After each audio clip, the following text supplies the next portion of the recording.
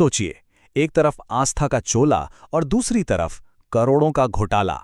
आज हम एक ऐसी ही कहानी की परतें खोलने जा रहे हैं जहां आध्यात्म, राजनीति और शिक्षा का एक ऐसा जाल बुना गया जिसने पूरे देश को सकते में डाल दिया।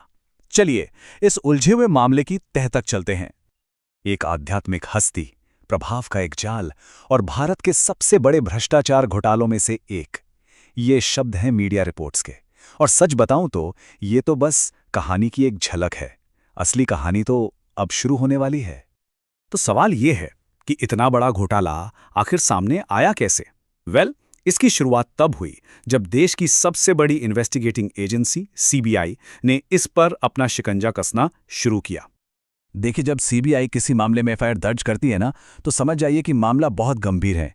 ये सिर्फ कोई कागजी कार्रवाई नहीं होती, ये एक तरह का ऐलान है कि अब देश की सबसे पावरफुल जांच एजेंसी इस खेल में उतर चुकी हैं, और यहां से कहानी के हर किरदार की मुश्किलें बस बढ़ने ही वाली थीं।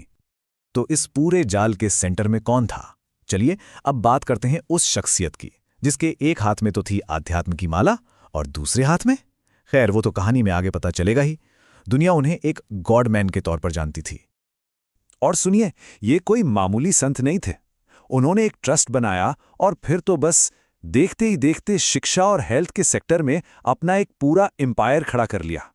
स्कूल, कॉलेज, अस्पताल, आप नाम लीजिए, सब कुछ उनके प्रभाव के दायरे में था। लेकिन सवाल तो ये उठता है कि आखिर इतना बड़ा साम्राज्य इतनी तेजी से फैला कैसे? मीडिया रिपोर्ट्स की माने तो इसका राज छिपा था राजनीति और ब्यूरोक्रेसी में उनकी गहरी पकड़ में। उनके जो हाई लेवल कनेक्शंस थे वही उनकी असली ताकत थे, जो हर मुश्किल काम को चुटकियों में आसान बना देते थे। तो ये पूरा एम्पायर ऑफ इन्फ्लुएंस आखिर काम कैसे करता था? चलिए अब इस घोटाले के पूरे मैकेनिज्म को स्टेप बाय स्टेप समझते हैं। ये ना एक पूरी पाइपलाइन की तरह काम करता था। देखिए, स्टेप 1, आध्यात्म के नाम पर एक ट्रस्ट बनाइए। स्टेप 2, उस ट्रस्ट की आड़ में नेताओं और अफसरों का एक तगड़ा नेटवर्क खड़ा कीजिए। स्टेप 3, इसी नेटवर्क का इस्तेमाल करके सरकारी फायदे उठाइए। और फाइनल स्टेप, कॉलेजों को मान्यता दिलाने के नाम पर रिश्वत का खेल शुरू कर दीजिए। कितना अचूक फॉर्मूला था ना?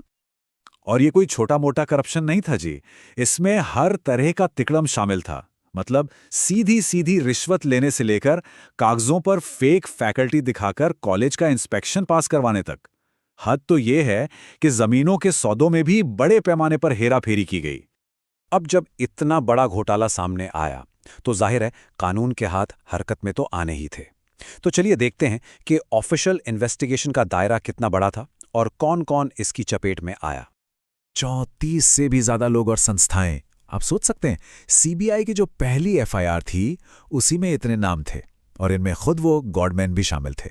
ये नंबर ही अपने आप में बताता है कि करप्शन का ये जाल कितना कितना गहरा और कितना फैला हुआ था। इस पूरे खेल में ना हर किसी का रोल फिक्स था। गॉडमैन का जो ट्रस्ट था वो था इसका सेंटर पॉइंट, जिसे हर तरह के फायदे पहुंचाए जा रहे थे। ऊपर बैठे अधिकारी रिश्वत लेकर फाइलों को क्लियर कर रहे थे। बीच में जो बिचौलिए थे वो इन डील्स को करवा रहे थे, और मेडिकल कॉलेज वो मान्यता पाने के लिए मोटी मोटी रकम दे रहे थे। मतलब एक पूरा इकोसिस्टम ही बन गया था भ्रष्टाचार का। हाँ, एक बात यहां पर क्लियर करना जरूरी है, ये मामला अभी खत्म नहीं हुआ है। लेटेस्ट पब्लिक रिपोर्ट्स के हिसाब से इन्वेस्टिगेशन अभी भी चल रही है और इस पर कोई फाइनल फैसला आना बाकी है। तो आखिर ये पूरा मामला इतना जरूरी क्यों है? ये सिर्फ एक और करप्शन की कहानी बनकर क्यों नहीं रह जाता? चलिए अब इसके जो बड़े इंप्लीकेशंस हैं उन्हें समझते हैं। इस केस की सबसे बड़ी आयरनी शायद यही है। देखिए, दुनिया के सामने जो चेहरा था वो था धर्म का, दान का, शिक्षा का, लेकिन पर्दे के पीछे जो खेल चल रहा था वो था राजनीति, बिजनेस और करप्शन का एक खतरनाक कॉकटेल। और यही इस पूरे मामले का सबसे बड़ा सबक है कि जब धर्म, बिजनेस और राजनीति ये तीनों चीजें मिल जाती हैं तो सिस्टम में कोई चेक एंड बैलेंस नहीं रहता, कोई जवाबदेही नहीं बचती।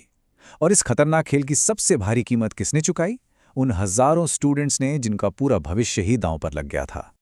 तो बस हम आपको इसी एक सवाल के साथ छोड़े जा रहे हैं कि जब आस्था और सत्ता ये दोनों ताकतें हाथ मिला लें तो फिर उन पर नजर कौन रखेगा, उनकी निगरानी कौन करेगा? इस सवाल पर सोचिएगा जरूर।